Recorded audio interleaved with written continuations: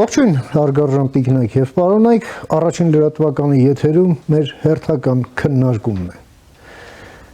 Հայտարարություններից, ճառերից պարզ է դառնում, որ Ռուսաստանն ուղղակի թշնամանքի մի նոր ալիք է բարձրացրել ընդդեմ Հայաստանի թե պետության, թե իշխանության, թե հասարակության, թե քաղաքականության դեմ։ Ռուսաստանը հանդես է գալիս Հայաստան-Եվրամիություն հարաբերությունների դեմ եւ այդտեղ էլ ոչինչ չի թաքցնում։ Հայաստանի հետ խոսում է շանտաժի լեզվով։ Ռուսաստանի արտգործնախարարն է նեղված Կայա Կալլասի հայտարարություններից եւ հայ ժողովրդին խորհուրդ է տալիս եւս մեկ անգամ մտածել, եթե Կայա Կալլասը Հայաստանի վերաբերյալ հայտարարություններ է անում ընդհանրապես։ Բացի դրանից էլ Մոսկվայում իբր ապրիլի 24-ին նվիրված մի հավաք էր, որին հավաքված էին ընդհանրապես Պուտինի մոտ ուղղակի անձնական ագենտներ աշխատող պրոպագանդիստներ եւ նրանք էլ արդեն ոչ ավել ոչ պակաս ուղղակի վերախմբագրելով մեր միջին դարերի պատմությունը եւ կոնտեքստից կտրելով առանձին դեպքեր Հայաստանի ներկայիս իրավիճակը համեմատում են Ռաֆու Սամվել վեպի հետ, դա ասում է Անդրանիկ Միհրանյան կոչված ռուս ֆաշիստը եւ ընդ որում այդտեղից էլ հենց մատնացույց անում այն դրվագին, երբ Սամվելը սպանում է թե դավաճան հորը եւ դավաճան մուրը եւ Հայաստանի ղեկավարությանը կոչում է այդ երկու հատկանիշների կրող եւ տարակուսում, որ ափսոս չկա Սամվելը։ Սամվելներ իհարկե կան իր պատկերացրած եւ ոչ միայն անունով եւ դա բուծվում է այնպես ինչպես Նայիրի Հունանյաններ բուծվեցին, բայց այս ճառերը միջոցառման ժամանակ են ասվում Ռուսաստանում, որտեղ ճանճն չի տզում, երբ Պուտինը դա չի ցանկանում։ Իսկ տզածնողներն էլ հայտնվում են բանտերում։ Եվ այս ամենը տեղի է ունենում Հայաստանում հերթական ընտրակաշառքի դեպքերի բացահայտման ֆոնին։ Խոշոր ձուկ է բռնվել մի առանցքային դեմք ուժեղ Հայաստան կուսակցության այդ թիմից, ում նույնիսկ պաշտպանության նախարարի պաշտոն են խոստանում եւ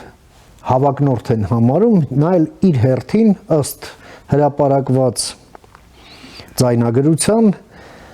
պաշտոնները սկսել խոստանալ իր ապագա պաշտոնավարման օրոք տարբեր մարդկանց, միայն թե գան ծապտան ոչինչ չասեն։ Եվ նաև խոսում է այն մասին, որ դե փող էլ կա, հա, դե կարևորը դա է։ Ոստիկանությունը հանդես եկավ եւս մի ձայնագրությամբ, դա էլ արդեն Արթիկի տարածաշրջանում մի ընտանիք 12 համագյուղացիների էր բերել էլի ծապ տալու փողով 5-ից 10,000 դրամ, որում երեխաներին 2 անգամ պակաս անչափահասներին։ Իհարկե, բացահայտումները շատ կարևոր են, բայց այս ամենը ուղղակի սիմպտոմ է, ախտանիշ, նրա թե ինչ համակարգ է ձևավորված եւ հարց է առաջանում, որքանով այս բնույթի սպառնալիքին, այս մասշտաբի սպառնալիքին մեր պետությունը կկարողանա դիմագրավել եւ կամք կունենա իրերը կոչել իրենց անուններով եւ ոչ միայն անհատական պատասխանատվություն ապահովել։ Քննարկենք այս հարցերը եւ այսօրվա քննարկման մասնակիցներն են Հանուն Հանրապետության կուսակցության նախագահ Արման Բաբաջանյանը, ողջույն Արման, նախկին ազատամարտիկ եւ քաղբանտարկյալ պարոն Մալխասյանը, Վարդան Մալխասյանը եւ Հանուն Հանրապետության կուսակցության արտաքին գործերի քարտուղար Արնոլդ Բլեյանը, ողջույն Արնոլդ։ Ողջույն։ Կվարեմ Մալխասյանը նաեւ մեր ցուցակի։ Այո, մեր տեխնացուն է, մեր ցուցակի, իհարկե։ Եվ Քննարկումը կվարեմ եւ կմասնակցեմ ես հանուն հանրապետության կուսակցության փոխնախագահ Ռուբեն Մեհրաբյանս։ Արման, ինչ են ուզում ռուսները մեզանից, ինչու են կատաղել ռուսները։ Այսօր մի քանի ուշագրավ հայտարարություններ են հնչել, իբրև Հայաստանի եւ Մոլդովայի հասարակական կազմակերպությունները Ռուսաստանը դիսկրեդիտացնելու ուղղված աշխատանքներ են իրականացնում, որ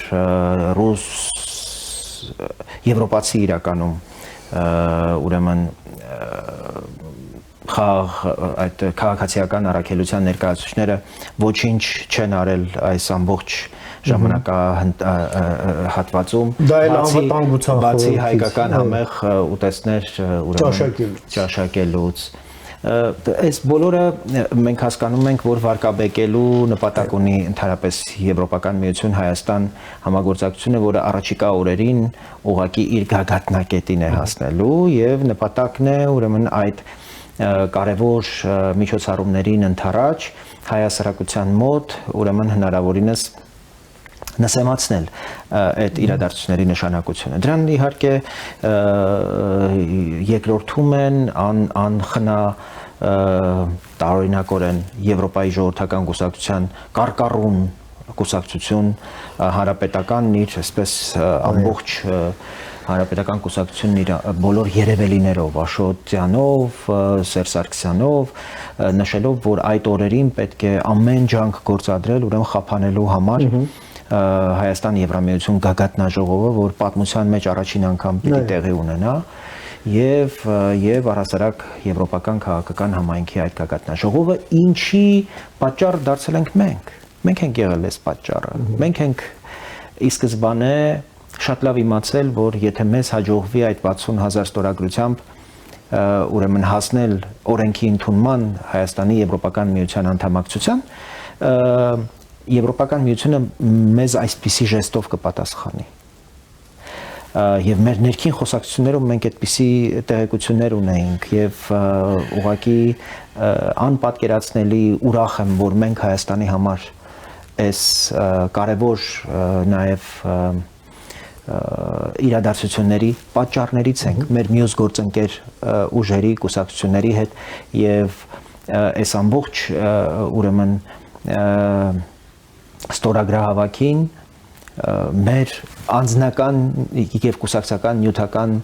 մասնակցությունից բացի հասարակական կազմակերպությունների մեր կամավորների ակտիվ ներգրավմամբ մենք ըստ էության այսպիսի կարևոր հաջողության ենք հասել։ Ռուսների այս նյարդային արձագանքն էլ չափազանց հատկանշական է, այդ նշանակում է, որ այս ուղղությամբ պետք է ավելի ինտենսիվացնել եւ հետեւողական լինել, սա կարծում եմ առաջիկայում ավելի այլասերված ուրեմն իրողություններ են իհայտ գալու վարկաբեկելու համար առաջիկա այդ միջոցառումները եւ մեզ պետք է ուղղակի այս ամենից հետեւություններ անել, որ այն ինչ նյարդայնացնում է ռուսներին ուժեղացնում է Հայաստանը։ Ուրեմն մեր օրակարգի մեջ պիտի ռազմավարական որոշում կայացնենք, որ այս նյարդային կռիվներին պետք չի տրվել, այս սադրանքներին պետք չի տրվել, պետք է ավելի հետևողական, սառնասիրտ կերպով շարժվել առաջ եւ այս ընտրությունները, առաջիկա ընտրությունները դարձնել Հայաստանի համար վերանկախացման եւ եվրոպական ընտրությունը ուղղակի անշրջելի, անքննելի եւ անշրջելի դարձնելու ուրեմն հանրաքվե։ Հետևաբար պարոն Մալխասյանի նշած անտարբերությունը չափազանց վտանգավոր կլինի առաջիկա այս գործընթացներին, եթե մեր լինելության հարցն է, մեր անկախության հարցն է, մեր պետության ապագայի եւ մեր սերունդների հորիզոնի հարցն է, ուրեմն անտարբերությունը պիտի թոթափենք, պիտի դուրս գանք մեր տներից, գնանք մեր այս կարևոր ուրեմն քաղաքացիական պարտքը պիտի կատարենք պատշաճ կերպով։ Վարդան, այս ֆոնին եվրոպական ուղղության Հայաստանի ակտիվացման ֆոնին եւ Կալլասի կողմից այդ հայտարարությանը, որ Ռուսաստանը մոլդովական սցենարով է շարժվում Հայաստանում, բայց շատ ավելի մեծ ռեսուրսներ ներգրավելով այստեղ եւ շատ ավելի ագրեսիվ ռեսուրսներ, եւ դրա վկայությունն է ռուս ֆաշիստ միգրանյան դարձած Անդրանիկ Միհրանյանի այս ուղղակի հանցավոր հայտարարությունը, որը ըստ էության ռուսական քրեական օրենսգրքով է հանցագործություն, բայց բնականաբար այդ ամենը առանց Կրեմլից եկած Դաբրոյի չէր բարձրաձայնվի այնտեղ եւ հիշել են մեկ էլ Ռաֆու Սամվելը, հա համեցեք Այս ով են սրանք ինչ են ուզում մեզանից։ Ուրեմն որքան մոտենում է հունիսի 7-ը, Մոսկվան այնքան ավելի մեծ հոգեխանգարմունքի մեջ է հայտնվում։ Պատահական չէր Սալավյովի բաց հայտարարությունը Դուգինի Սալավյովի հատուկ գործողություն։ Այո, իրենք ասին, որ մեզ համար այնքան սարսափելի չէ Ուկրաինայի կորուստը, Վենեսուելայի կորուստը, ինչքան որ Հայաստանի կորուստը։ Հայաստանը Դուգինը բաց տեքստով հայտարարեց, որ Հայաստանը պետություն չպետք է ունենա, պետք է լինի մեր կցորդը, մեր մի մարզը, եւ եթե հանգարց իրենք ուրիշ ճանապարհով գնացին, հատուկ գործողություն նաեւ կմտցնենք Հայաստանում։ Պատահական չէ։ Ռուսները մեզ հիմնականում մեղադրում են բաց տեքստով։ Են Մաշա ինչ էր ազգանունը Զախարովանը ասել, չէ, ասում է հանում են 200 տարվա Թուրքմենչայի պայմանագրեր են մատնացույց անում, բայց մոռանում են Ղարսի, Մոսկվայի պայմանագրերը ոնց մեր ազգին ուրեմն վաճառեցին թուրքերին, դրա մասին մոռանում են եւ հայտարարում են, ասում են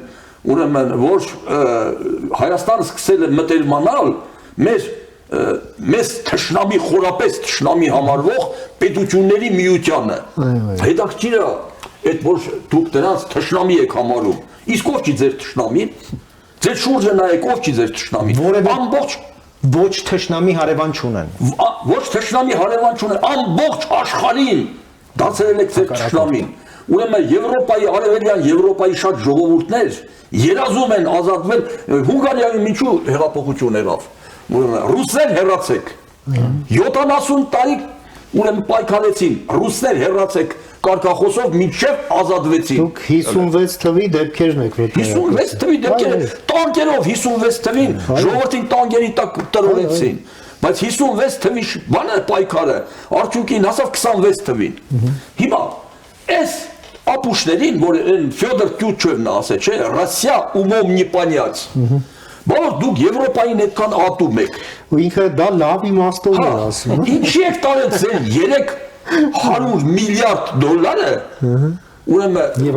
Եվրոպայի բանկերում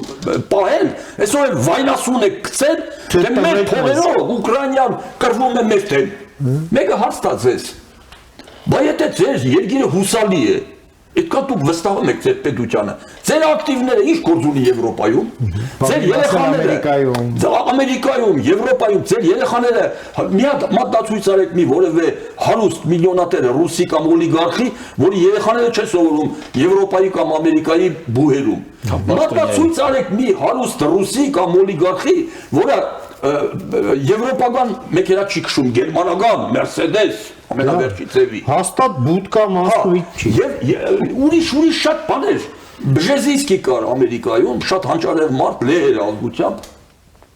Հələ տարիներ առաջ Բժեզինսկին հայտարարեց, ասեց Քարտերի օգնական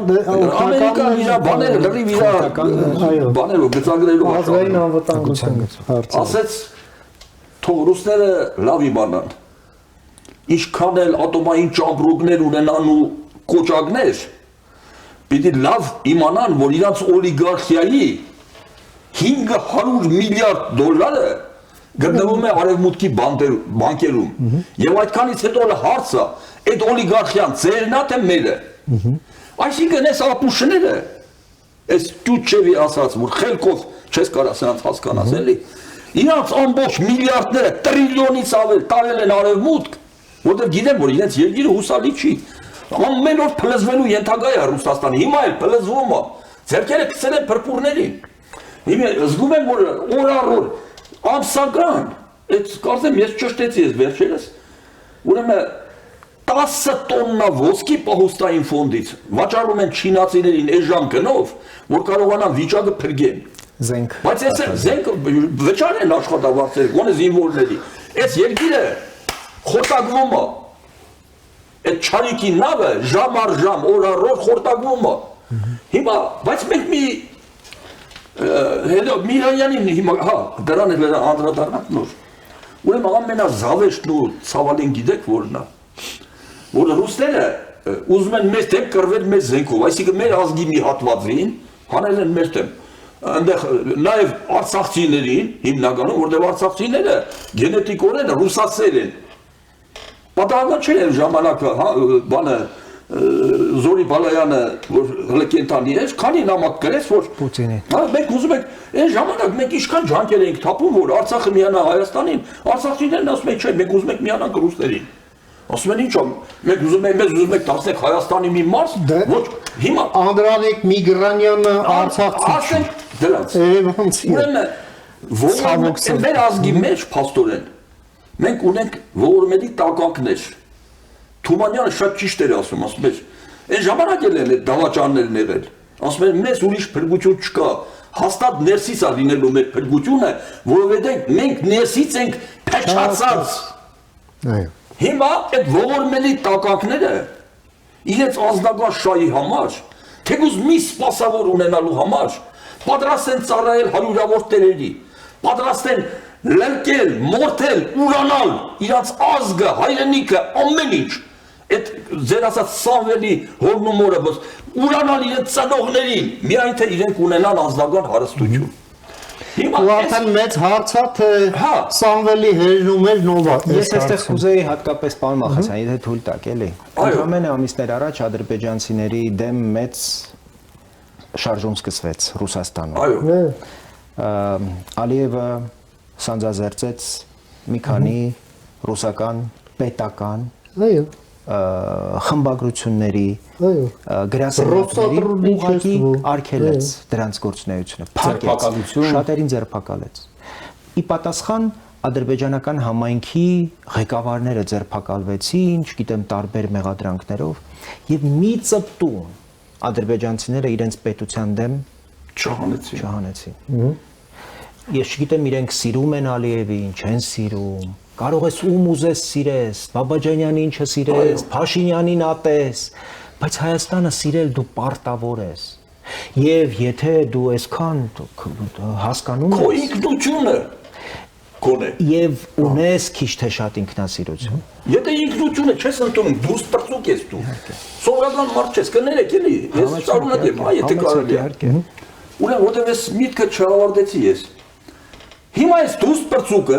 օրինակ Լավրովի վրա չեմ ջղայնանում, որտեղ նա ռուս է տառել։ Նա ազգը փոխել է, ուրիշ ազգ է տառել։ Հիմա այս դուրս պրծուկը, որ իբր թե պրոֆեսոր է, թե ակադեմիկոս է, ինչ է, քաղաքական գիտությունների, ուրեմն ինչ է ասում, հայրենի ակումբում հարցազրույց էր տվել մի քանի օր առաջ, բանացի նայեք կա ինտերնետում, ուրեմն ասում է Պուտինը թքած ունի Նիկոլ Փաշինյանի վրա եւ շուտով նա եւ Ռուսաստանը շուտով ուրեմն ինչպես Փաշինյանին այնպես էլ Ռուսաստանը չընդունող հայերին ուղարկի նկտարի բուկվի հիմա լսում ես ու ապշում ես այս ծերի խուլիգաններ թափտպուկներ երևի շատ ունի Պուտինը երևի Պուտինը չի ջոգում որ հենց իր իշխանությունը խորտագում են նման թափտպուկները եւ պետք է ուղղակի շնորհակալ լինի Միրանյաններին ասել ինչքան կարող եք շատ խոսել այդ եմ ասում ինձ շատ խոս ինձ ապշեցնում է սրա անունը գոնե անունը Անդրանիկ չպետք է լիներ հիմա դու արդեն դարձես արմյաշկա մեր Ռաֆայել Պատկանյանի Անդրեյ խոսքերով ասած դրանք մոլախոդներ են արմյաշկաներ ապիդան հայեր են հիմա քու անունը պետք է փոխես Անդրյուշա Արմյաշկա Անդրյուշա, իսկ Միգրանյանը միգրանտ։ Անդրյուշա միգրանտ։ Ուրեմն ամբողջ կյանքը սա ազգը ուրացել է, ինքնությունը ուրացել է, հայրենիքը ուրացել է, դարձել միգրանտ պիտի ապրի, միգրանտեր պիտի սատկի, անփառունակ, ազգի կողմից որպես զզվելի կենդանի համարվող միգրանտ։ Հիմա մի բան մենք վերջապես այս էմոցիաներից որ դուրս գանք, մի բան պետք է ընդունենք, որ բոլոր պետությունները ունեն պետական շահեր։ Ռուսաստանն էլ ունի իր պետական շահը, բայց մենք պետք է արձանագրենք ու ընդունենք, որ Ռուսաստանի պետական շահը մասնաչափ անգամ չի համընկնում մեր պետական շահի հետ։ Դա փաստ է։ Հիմա Փաշինյանը այս անգամ որ գնաց Պուտինի մոտ, ուրեմն մենք պետք է այդ խնդիրը, սկզբից այդ ասեմ, այդ խնդիրը պետք է արձանագրենք եւ ընդունենք, որ այդ խնդիրը պետք է լուծում ստանա։ Հիմա եթե չի համընկնում, տեսեք, Վրաստանում, Ադրբեջանում ռուսները զինվորական բան չունեն, չէ՞, բազա։ Մեր մոտ ունեն, մեր ռազմավարական օբյեկտների մեծ մասը Քոչարյանն նվերատվել իրանց, ամեն ինչ ունեն, բայց կենտրոնացել են մեր վրա, նրանց վրա չեն կենտրոնացել։ Չնայած նրանք իրանց սահմանադրության մեջ նշված է, որ Ռուսաստանը համարվում է ագրեսոր երկիր, մեր սահմանադրության մեջ նման բան չկա նշված։ Բայց մենք փաստորեն մեր շահերը չեն համընկնում եւ մենք դասել ենք կամաց, եթե շարունակվի, պետք է դառնանք ռազմավարական այդ բանից դուրս գանք եւ դառնանք թշնամի։ Որպեսի թշնամի, բայց մենք չենք ուզում թշնամի դառնալ։ Իհարկե չենք ուզում եւ ոչինչ չպիտի անենք այդ ուղղությամբ, պարոն Մալխասյան, այս էմոցիաներից շատ լավ է որ դուրս եկանք, մենք պիտի խոսենք սառնասրտությամբ եւ պիտի գործենք Փաշինյանը ինքը դրեց պետության շահերի ուրեմն սահմանները։ Այո, 30 տարի Հայաստանի ոչ մի իշխանություն համարձակություն չունեցավ Պուտինի մոտ մի մազաչափ անգամ հակառակ բան խոսել։ Հայաստանի շահի մասին խոսում։ Փաշինյանը եզակի մեկն էր այս 35 տարվա մեջ, որ դրա հիմքը դրել է արդեն։ Նա գուցե եւ անուղղակի կերպով հասկացեց, որ մենք ձեր ուղղություն չենք գնում։ Մեր ուղղությունը ուրիշ է, մենք գնում ենք քաղաքակիրթ աշխարհ։ Եվ մենք այդտեղ անելիք ունենք, նաև որպես քաղաքական ուժ, մենք պիտի այդտեղ եւ արագություն եւ այո։ Եթե թշնամի ենք, բարձր թշնամի ենք, մաքրվենք ինչ ունեն ստեղից։ Մաքրվեք ձեր։ Չէ, մենք չենք ուզում թշնամություն։ Մենք ամեն ինչ պիտի անենք, որպեսզի փոխանակ ուղիղ թշնամանալու, պարոն Մալխասյան, պատկերացման։ Ռուսաստանը ամեն ինչ անում է, որպեսզի մենք խնդիրներ ունենանք մեր հարևանների հետ։ Այո։ Մենք պիտի ավելի հասուն գտնվենք, թույլ չտանք, որ Ռուսաստանը այդտեղ մեր թշնամությունից օգտվի։ Այո։ Եվ պարազիտանա այդ թշնամանքի վրա, որ հայ-ադրբեջանական եւ հայ-թուրքական թշնամական հարաբերություններին ինքը այդ հարաբերություններից ինքը իր ձեռքերը տաքացնի։ Ուրեմն որքան մենք վերջապես հասկանանք, որ ինչքան ավելի կարգավորված լինեն հայ-ադրբեջանական եւ հայ-թուրքական հարաբերությունները, այնքան օրինակ Ռուսաստանի ազդեցությունը ավելի պակաս կլինի։ Ուրեմն ոչ թե պետք է ուղիղ գնալ դիմակայության եւ հակառակության։ Զգացմունքներից ազատվենք, հույզերից։ Մենք չպիտի թույլ տանք, որտեղ հիմա ամեն ինչ նաեւ ներքին այս ուժերը անում են, որպեսի լինի ուղիղ առճակատում։ Ո՞վ ենք հասկանում մենք, որ Ռուսաստանը այսօր վիրավոր գազանի պես ամեն ինչի ընդունակ է։ Ինչի թույլ տանք, որ այդ առճակատումը տեղի ունենա։ Կարծում եմ պետք է ամեն ինչ անել իր ժամանակին։ Ամենակարևորը, որ այս ընտրություններում մենք կարողանանք այս ստրատեգիական կողմնորոշման խնդիրը լուծենք։ Հայաստանի արևմտյան դաշնակիցների հետ, արևմտյան ուղղության ուրեմն վեկտորալ այդ կարևոր ֆունդամենտալ հարցը լուծենք։ Այն բոլոր ժողովրդավարական ուժերը, ովքեր հայտ են ներկայացրել, կարողանան իրապես զգալի ներկայություն ունենալ եւ խորհրդարանում, եւ խորհրդարանից դուրս, եւ գնանք մեր երկիրը կարողանանք ուրեմն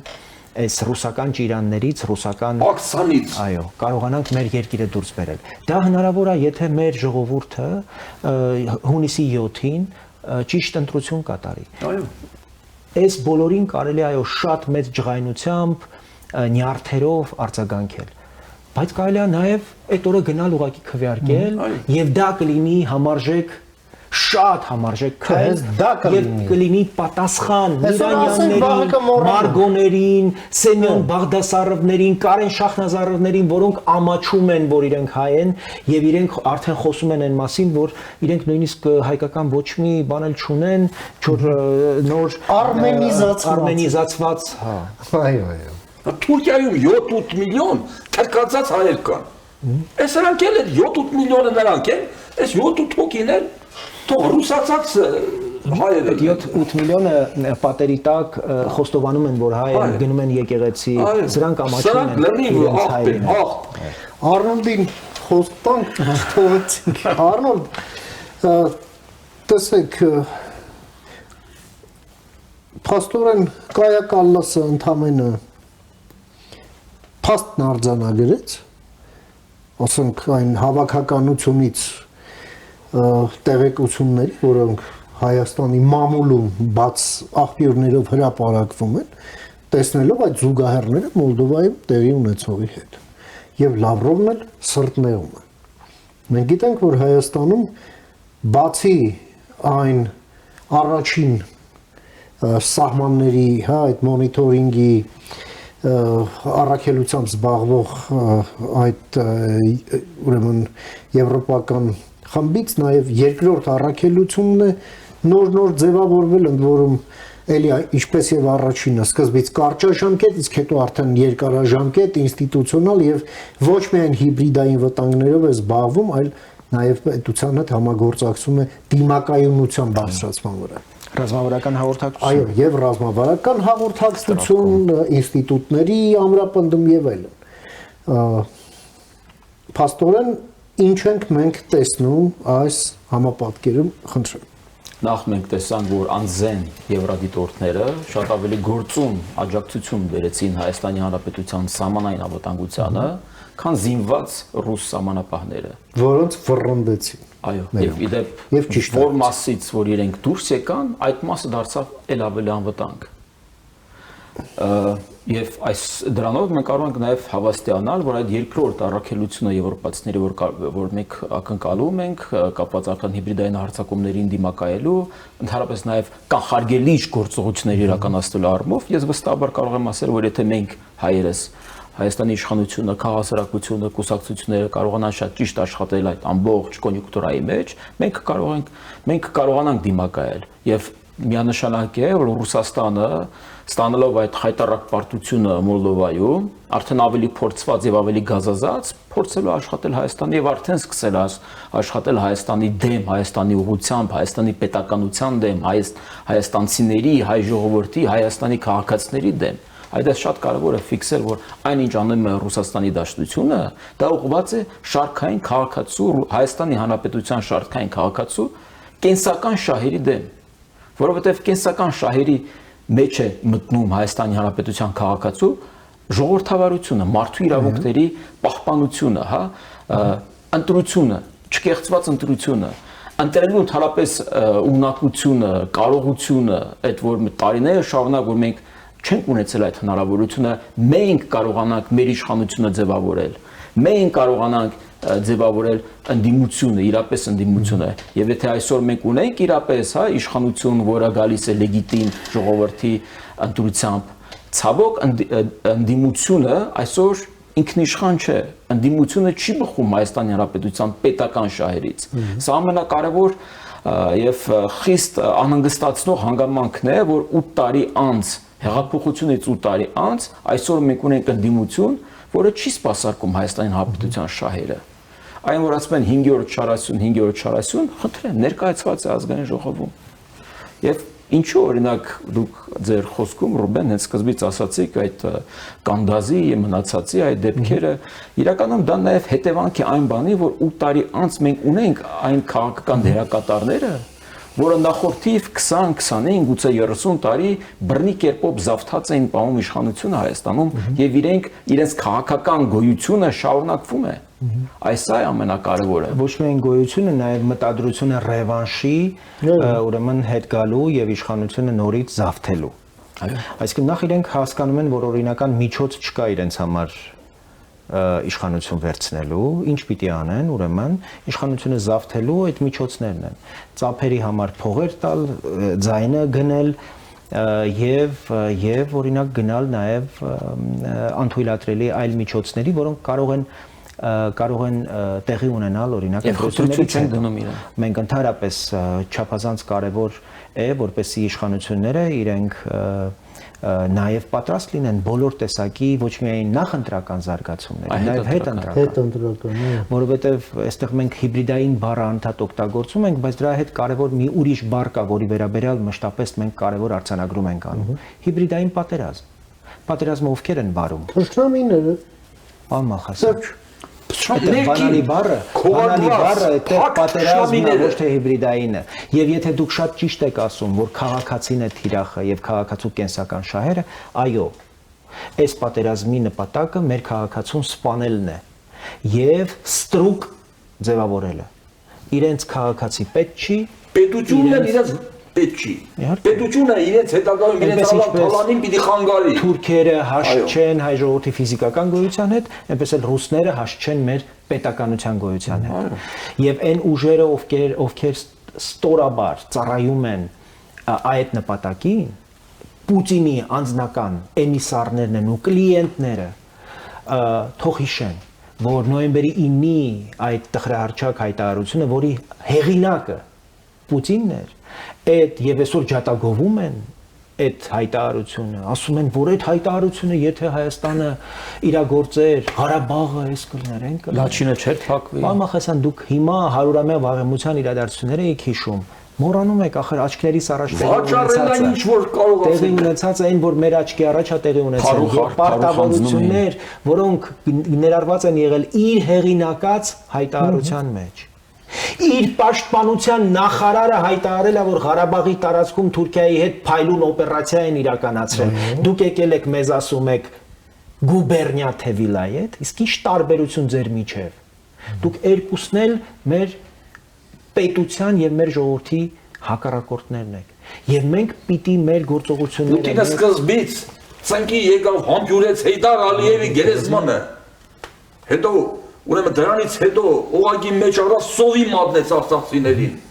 Ուրեմն ամենակստանալի արարքներ դա։ Հենց ռուսները այդ ժամանակ առաջի հարաբերության ապրանքները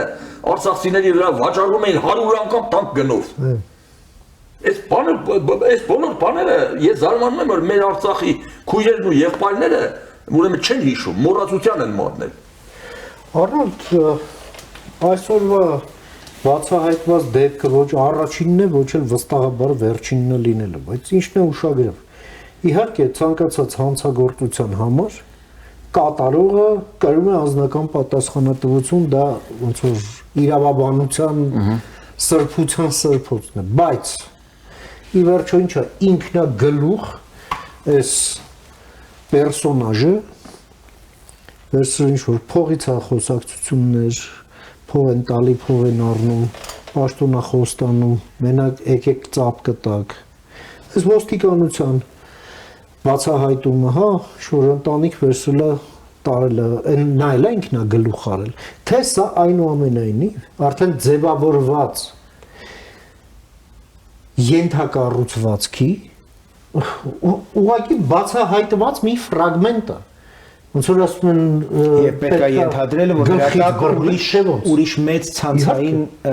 ուրեմն ով է տվել փողը, ով է դրանց գլխներ ունեն, դրանց շեֆերն ովքեր են։ Եվ ես լիահույս եմ, որ շատ արագ այդ հետաքննությունը կիրագործվի, դատական վճիռներ կլինեն եւ դրա վերջնարդյունքը իսկ ես հույս չունեմ, որովհետեւ եթե մենք խոսում ենք տարածված մետաստազների մասին, մենք կասկած չունենք, չէ՞ որ իրենք դատական համակարգում էլ իրենց մարդիկ ունեն, իսկ ակնհայտորեն դատական իշխանությունը չի զտվել, վեթինգի չի ենթարկվել եւ ինչքան էլ ինձ նախարար Սրփուի Գալյանը հավաստիացնում էր, որ մենք այսքանը մաքրել ենք, այսքանը չենք մաքրել, այդ չմաքրվածը մեր տունը կարող է քանդել։ Սարուջանին չարտարացրել, որովհետեւ մենք մեր աչքի առաջ տեսնում ենք, որ այս մարդիկ եթե այս տարիներից հետո, այսքան մեր արհավիրքներից հետո գնում են այս քայլերին եւ մարդկանց ձայներ են ուզում գնել, այդ դեռ իշխանություն չունեցած պետությունը նշանակում է հակակոռուպցիոն դատարանը դրանով զբաղվում ոչ միայն հակակոռուպցիոն դատարանը նաև իմպերատիվ, ես կարծում եմ, կենտրոնական ընտրական հանձնաժողովը եւ համապատասխան իրավական ու քաղաքական ուրեմն մարմինները պիտի նախ գնահատական տան տեղի ունեցածին եւ անմիջապես այս ուժը էլ ինչ պիտի անի, որ սրանց գրանցումը չեղարկեք։ Ես Էլ ինչ անեն, մարդիկ օր ու գիշեր ապացույցներ են ուղակի տալիս մեր ժողովրդին, որ մեզ մի գրանցեք։ Եվ մենք համառորեն շարունակում ենք ուրեմն դեմոկրատիա, ուրեմն շարունակում ենք սրանց թույլ տալ, որ ամենաեղկելի ճանապարհով, թե բանը ադրբեջանցիները 300,000 բան են ուզում, քաղաքացի են ուզում Հայաստան տեղափոխել, մենք 300,000 աշխատատեղ ենք ուզում ստեղծել։ Այս համեմատությունները, այս զուգահեռները, այս ինչքան պիտի հանդուրժենք այս։ Մի հատ էլ մուլտիկ էին նկարել, թե ոնց է Հայաստանը կորցնում Սյունիքը։ Ես չհասկացա։ այսինքն իրենք պատրաստ են նույնիսկ մուլտիկ նկարել այդ դրա ուղղությամբ, որտեղ հիմնականում 21, 22, ընդհանրապես 20 թվականի նոյեմբերից սկսած իրենք սպասում են երբ է լինելու հաջորդ բռնկումը հենց Սյունիքում, որտեղ իրենց նոր Ղարաբաղը պետք, իրենց նոր կրակային օջախը պետք, որպես իրենց քաղաքական գոյությունը շարունակվի, իմաստ ունենա, որտեղ կա կոնֆլիկտ, այնտեղ կան իրենք։ Եթե չկա կոնֆլիկտ, չկան Քոչարանները, Սարգսյանները, Ծառուկյանները, Դաշնակցականները, ռուսները չկան, իրենց սնուցող ռուսները չկան, իրենց կոնֆլիկտ է պետք։ Ես ասում եմ, եթե տրամաբանական ավարտը պետք է լինի այդ կուսակցությանը ԿՀ-ի կողմից արգելելը ընտրություններին մասնակցելը։ Եթե դա չեղավ, նշանակում է իշխանությունն է փիառվում այս ամենի վրա, ցույց տալով, որ իրենք այդ տեսեք բռնում են իրենց։ Կամ իշխանությունը ուղղակի վախենում է ռուսներից եւ անձնապես Պուտինից, որը հանձնարարել է, որ անկախ նրանից իր նախընտրած տեխնացուն ունի Հայաստանի քաղաքացիություն, չունի ցենզ, ուրեմն թքած իրավաբան Հայաստանը պետություն չի, ուրեմն այդ պետության սահմանադրությունն էլ կարելի է չհարգել։ Եվ Միրանյանը իզուր չէ։ Եթե սահմանները չես հարգում, սահմանադրությունը ինչի՞ պիտի հարգես։ Չէ։ Էս է։ Հետո սրանք ուրիշ սարսափ ունեն։ Քանի որ այս իշխանությունները ուրեմն փորձ ձեռք բերեցին այդ հակակոռուպցիոն բանի գծով, ուրեմն ապօրինի գույքերը բռնագանձելու, բայց մեր դատախազը ուրեմն հայտնաբերել է ուրեմն թալանված ամբողջ ապօրինի գույքի ընդամենը 2%-ը, 2-3%-ը։ Հիմա, քանի որ իրանք փորձ են ձեռք բերել, այս հիմա որ նորից վերընտրվեցին, ապա ավելի մեծ թափով իրանք են գող սիրտը դող։ Իրանք մտածում են, որ եթե Փաշինյանը նորից եկավ իշխանության, այս հակակոռուպցիոն կոմիտեն, որը արդեն լավ փորձ է ձեռք բերել, կասնի արդեն ավելի խոշոր գույքերի բացահայտմանը։ Այն ժամանակ կասնի Ծառուկյանի ոսկե բլուրներին, կասնի, բա որ մենք լինենք ներսում։ բայց այդ եմ ասում, մենք որ Բա որ մենք լինենք ներսում եւ պահանջենք այդ մարմնից ավելի ինտենսիվ աշխատել, ավելի հետեւողական Եվ հաշվետվություն տալ անցած ժամանակահատվածում ոչ միայն բացահայտվածը, այլև հետբերված է։ Հիմա սրանք սարսափում են դրանից։ 2%-ն է բացահայտվել, բայց դե քանի տոկոսն է ընդամենը համաձայնել պետության հետ հաշտության գալ։ 0.0 քանի տոկոս։ Այսինքն այս մարդիկ հույս ունեն, որ այս ընտրություններով կարողանալու են իրավիճակ փոխել եւ պահպանել իրենց ունեցվածքը, որտեղ ինչու չեն հաշտվում, որտեղ հույս ունեն, որ իրենց ժամանակը վերադառնալու է։ Պաուսայի ֆոնդից մի տոննա ու կես Քոչարյանը ոսկի ա հանել ծախել։ Մի տոննա ու կես։ 2004 Որտեղ է դրա 2004 թվականին։ Որտեղ այդ բացատրությունը։ Բայց այս փոքր երկրում հələ հաշվեք մի տոննա ու կես ոսկին ինչ թվեր է կազմում։ Այսինքն գալու է այդ օրը, որ լուրջ մարդիկ են հայտնվելու ազգային ժողովում, այս բոլոր խնդիրները տնելու են եւ պահանջելու են դրանց ուրեմն բացահայտումը։ Իրանք սարսափում են դրանից։ Այո։ Դրա համար են հիմա իրանց միլիարդները, փողերը, սրանք ոչ թե 10,000 ուրեմն դրամ, այլ կարող է դոլարով 100-200 դոլար էլ տան մի մասնակցին, որտեղ գիտեն, որ ավելի լավ մի միլիարդը կորցնեն, քան թե բոլորը կորցնեն։ Որը հաստատ մի միլիարդ չի։ Արնոլդ, երբ Փաստորեն Արնոլդին ենք տալիս խոսքը միայն։ դուք շատ ակտիվ եք խոսել համբերատար սպասում, պատժամուր։ Արնոլդ, երբ մենք խոսում ենք ընտրությունների այսպես անաչառության, ազնվության, մասնակիցների հավասարության մասին։ Այս ընտրակաշառքը, այս անհաշվետու վիճակը ի վերջո մենք գիտենք, որ կա հանել նաև ժամկետ է սահմանել, հա, այդ ծախսերի հայտարարագրման համար, կուսակցության ծախսերի, բայց մենք տեսնում ենք այնքանա ծախսեր արված, որում դա եղել է իբր շարժման համար ծախս, բայց հետո եկել մտել է կուսակցության տակ։ Այս մենք էլ ըստ էության պետության մեջ տեսնում ենք, որ տարվում է հենց այս թափանցիկության բարձրացման, հա, հայտարարագրման քաղաքականություն եւ ընդհանրապես բյուջեի ելքերի եւ մուտքերի թափանցիկություն եւ անհատից սկսած պետությունով վերջացած, հա, սա ինչ հեռանկար է խոստանում քո կարծիքով։ Եվ գիտեք, ինչ դիտարկում ունի իշխանությունը շատ է խոսում ժողովրդավարությունից, հա, ազատ, արդար ընտրություններից, բայց այստեղ բանալի բառը նաև արդարն է, որովհետև նա կարող է եւ ես վստահ եմ, որ իրենք կկազմակերպեն ազատ եւ թափանցիկ ընտրություններ, բայց արդյոք այդ ընտրությունները լինելու են արդար, որովհետև եթե մասնակցում են Ծառուկյաններն ու Դաշնակցականներն ու Քոչարաններն ու Սամվել Կարապետյանները նամանավանդ մենք չենք կարող ասել որ այդ ընտրությունները որովհետև հավասար պայմանները մեզ համար ստեղծված չեն իսկ պետության պարտականությունն է մասնակից բոլոր քաղաքական ուժերի համար այդ հավասարությունը պահպանել որովհետև եթե դուք չեք կարողացել դուրս դնել այն քաղաքական ուժերին ովքեր կեղտոտ փողերի շրջանառություն են թույլ տվել այս ընտրություններում եւ նպատակ ունեն երկիրը պայթեցնել ներսից Մենք որպես կուսակցություն ներգրավել ենք քաղաքացիների ուղղակի գումարները, որպեսզի կարողանանք նորմալ ազնիվ քաղաքականություն վարել եւ ընտրություններին մասնակցել։ Իսկ այդ թալանված փողերով Ծառուկյանը, Սամվել Կարապետյանը իր բիզնեսով ձեռք բերված Ռուսաստանից կանխիկ գումարների արդեն որևէ դեպքն է հայտնաբերվում, ասենք Բասրա պատասխանով պիտի տա։ Իսկ Քոչարյանի թալանած փողերով արված այդ ընտրապայքարի պատասխանով պիտի տա։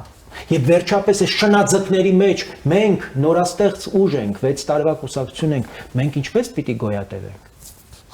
Բայց մենք հասկանում ենք նաև մեր պատասխանատվությունը, մեր առաքելությունը, մենք չենք կարող հանձնվել։ Իհարկե գուցե ողջամիտ չի եւ գուցե խենթություն է սա, բայց ես նորից հույս ունեմ, ինչպես դուք եք ասում, որ իշխանությունը պիտի ինչ-որ մի պահի հասկանա, որ այլևս հնարավոր չի այսպես շարունակել եւ այդտեղ մենք այլևս բոլորովին այլ պայմաններում պիտի սկսենք հաղորդակցվել մեր հանրության հետ, որտեղ այս զզվանքը ու ատելությունը ու անտարբերությունը, ինչպես դուք եք ասում, նաեւ այս անարդարության եւ անհավասարության պատճառով, որ մարդիկ այս ծերու սպիտակի այս դիմակայությունից ուղղակի արդեն հոգնել են։ Մենք գալիս ենք բոլորովին այլ ասելիքով եւ այլ խոստումներով։ Շատ իրատեսական եւ շատ պրագմատիկ, շատ ռացիոնալ ու շատ սառնասիրտ մեր չափը, մեր տեղը, մեր ուրեմն նշանակությունը շատ լավ գիտակցելով եւ հասկանալով։ Ուզում հավելեմ, որ իդեպ հենց Գյումրի հա քաղաքային ընտրությունները հենց դրա հետևանքով որ ուզում են կրկնել համապետական եւ խոսքը ես թարապես այդ ընտրությունները որ իշխանությունը որակում է որպես հիշում եք հայտարարեցին որ ժողովրդավարությունը հաղթեց Գյումրիում ես կարծում եմ այդ ընտրությունները ապտակին ժողովրդավարությունն է որովհետեւ ծանոթ ժողովրդավարության մեջ տեխնացուների մեծամասնությունը տնտեսական լուրջ բայց դուք եք ասում որ գողեք ավազակեք քրեական ենթամշակույթի ուղղակի ուղիղ ներթափանցմամբ եւ մասնավոր ժողովրդավարությունը դրա մասին մինչդեռ պետության պարտականությունն էր պաշտպանել ժողովրդավարությունը հենց քրեական ենթամշակույթից եւ այդպիսի ապօրինի շրջանառություններից ու փողերից եւ քաղաքապետ դարձավ նախորդիվ քաղաքը 13 տարի կեղեքած անցը։ Եվ հիմա բանտարկված։ Կրիմինալ։ Վարդան ձեր դիտարկները ամփոփեք։ Դիտարկումները շատ ինչքան էլ խոսանք նույն բանը պիտի ասենք, մեզ պատերազմը հայտարարված, մեզ ժողովրդին պատերազմը հայտարարվել բոլոր ուղղություններից։ եւ հյուսիսից, եւ հարավից, եւ աչից, եւ ձախից, այսինքն թշնամին թափանցել է արդեն ամրոցի ներսը։ Բանալիները բացել, մտել են ներս են։ Թմկա բերտը ոնց են տիրուհին դուրը բացեց մտան ներս։ Հիմա դուրը բացվել է, մտելա թշնամին ներսից, ուզում է փակ գաղտնի թշնամին։ Եվ զարմանալիորեն ճիշտ է ասում պարոն Բաբաջանյանը, մենք այդ թշնամուն հələ դեռ շոյում ենք, մասաժ ենք անում, որ ավելի բարգավաճի, ավելի դառնա բարգավաճ Հայաստան։ Հիմա պետք է ուրեմն այս երկիրը եթե մենք պետություն ենք, չէ՞, մատի կողմից ճանաչված պետություն ունենք, ուրեմն հատուկ ծառայություններ, որոնք ահագին գործեր են բացահայտել։ Այս գործերն էլ լրիվ բավական են, այս բացահայտած գործերը, որ դրանց լրիվ մաքրել Հայաստանից, մաքրել ուղարկել իրենց որտեղից որ եկել են, գնան այնտեղ որտեղից որ եկել են։ Հիմա դա բայց այդ բոլորին մենք կհասնենք միայն մի դեպքում, երբ որ ժողովուրդը ուրեմն ստապվի, ուրեմն արթնացիր, հայ ժողովուրդ, արթնացիր, որտեղ մեր միշտ փրկությունը Շիրազն է ասել, չէ, ասել է պավե հայեր, ծրված մնանք մատներիս պես, բռունցքվելն է հավերժությունն Հայաստանի։ Հիմա երբ որ մեր ժողովուրդը հիմա կարողանա բռունցքվել մեկտեղվել պետության շուրջ,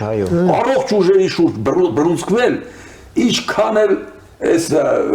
Անդրյուշա միգրանտ, ինչքան էլ Լավրով, ուրեմն թրքացած հայեր եւ մեր ես միշտ ասել եմ, այս Ղարաբաղյան շարժման մեջ գլխավոր ձեռքբերումն էր, որ մենք երկիրը մաքրեցինք թուրքերից, ուրիշ ձեռքբերում չենք ունեցել, բայց թրքատիպ հայերից չենք կարողացել ազատվել։ Հիմա եթե ժողովուրդը բռունցքվի, մենք այդ թրքատիպ հայերին կուղարկենք նատելի բուկվի, ոնց որ իրենք են ասում։ Արման, երբ մի երկրի դեմ պատերազմ է սկսվում, կրակում է հրետանին, հարձակվում է հետևակը, գալիս է ավիացիան կամ անօդաչու ավիացիան, հա, ինչ են անում։ Մարդկանց մոբիլիզացնում են, աշխատում են զինկոմիսարիատները եւ այլն։ Երբ պատերազմը ոչ թե դասական է, այլ հիբրիդային, իհարկե մեթոդները դիմագրավման քիչ ուրիշ են, բայց տրամաբանությունը պատերազմում հարձակմանը դիմագրավելու մեջ է։ Ինչ ես տեսնում դու այս ամենը։ Դե տեսնում եմ անպատրաստ ինստիտուտներ, որոնք դեռևս միջև վերջ հավանաբար չեն կարողացել մարսել եղելությունը եւ չեն պատկերացնում, թե ինչեր կարող են պատահել պետության հետ եւ թե ինչ միջոցների են պատրաստ դիմել մեր հակառակորդները, խտրություն չդնելով իդեպ միջոցների մեջ եւ կարծում եմ, որ եվրոպացի համապատասխան մասնագետների ներգրավումը այս գործընթացում կարող է էապես փոխել իրավիճակը։ Ի տարբերություն իդեպ ռուսների, որոնք եւս ցանկանում են կարծես հիբրիդային հարձակումների պատերազմի դեմ իրենց աջակցությունը բերել եւ մեղադրում են եվրոպացիներին Հայաստանի ներքաղաքական կամ ընտրական գործընթացներին մասնակցելու միջամտելու այո մեջ։ Այն դեպքում, երբ Եվրոպական միությունը համագործակցում է պետական ինստիտուտների հետ, իսկ այդտեղ չի կարող միջամտություն լինել ընտրական գործընթացների, մինչդեռ դուք պետության դեմ գործունեություն եք ծավալում ձեր ուրեմն պրոքսիների եւ էմիսարների ու կլիենտների միջոցով։ Այստեղ չափազանց կարևոր է, որպեսզի մեր հասարակությունը իմանա, որ մենք որպես հանուն հանրապետության կուսակցություն ռազմավարական որոշում ունենք։ Չտրվել ոչ մի սադրանքի, չարձագանքել ոչ մի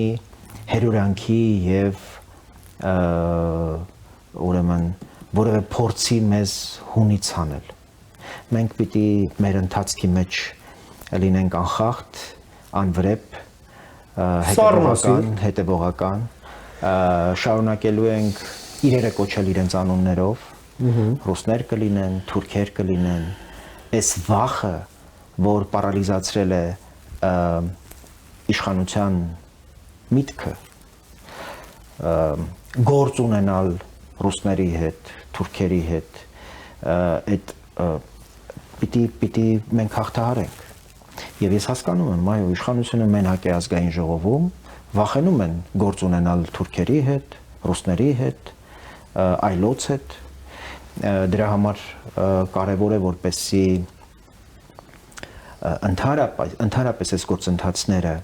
ժողովրդավարության պաշտպանությունը, խաղաղությունը, որ առանց ժողովրդավարության մենք չենք կարող հասնել, կախված չլինեն մեկ քաղաքական ուժից, մեկ քաղաքական գործչից եւ մեկ ընտրական գործընթացից։ Այսա կարևոր է, որպեսզի մենք անընդհատ հիշենք մեր մտքում եւ մեր ակտիվ մասնակցությամբ եւ ակտիվ ներգրավվածությամբ մեր քաղաքացիների վստահությունը ստանանք, մանդատը ստանանք, ավելի զգալի ներկայություն ապահովելու մեր պետության քաղաքական կյանքում, խորհրդարանում եւ ներկայացնել ոչ միայն մեր ծրագրերը, այլև ամենակարևորը, ինչպես մեր կարգախոսն է, դառնալ մեր հասարակության, մեր քաղաքացիների ձայնը խորհրդարանում։ Մոլդովացի իմ գործընկերը, մեր գործընկերը, որի հետ հանդիպում ենք, մի կարևոր բան ասաց, չանեք մեր սխալները, ասենք ինչ սխալ,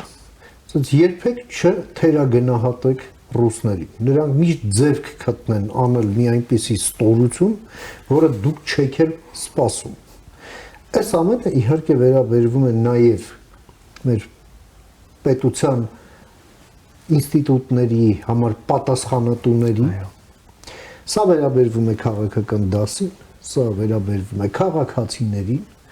սա վերաբերվում է մեդիային եւ սա վերաբերվում է նաև անձամբ մեզ։ Այո։ Եվ ինչ-ինչ, բայց գոնե մենք դրա մասին գիտենք, դրա մասին